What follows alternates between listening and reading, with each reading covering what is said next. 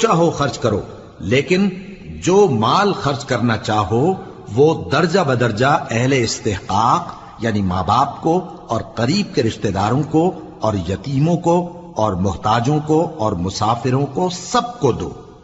اور جو بھلائی تم کرو گے اللہ اس کو جانتا ہے۔ مسلمانوں، تم پر اللہ کے رستے میں لڑنا فرض کر دیا گیا ہے، اور وہ تمہیں ناگوار تو ہوگا،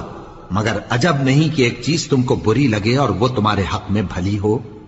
اور عجب نہیں کہ ایک چیز تم کو بھلی لگے اور وہ تمہارے لیے مضر ہو، اور ان باتوں کو اللہ ہی بہتر جانتا ہے اور تم نہیں جانتے۔ اے پیغمبر، لوگ تم سے عزت والے مہینوں میں لڑائی کرنے کے بارے میں دریافت کرتے ہیں، کہہ دو کہ ان میں لڑنا بڑا گناہ ہے، اور اللہ کی راہ سے روکنا اور اس سے کفر کرنا اور مسجد حرام یعنی خانہ کعبہ میں جانے سے بند کرنا اور اہل مسجد کو اس میں سے نکال دینا جو یہ کفار کرتے ہیں،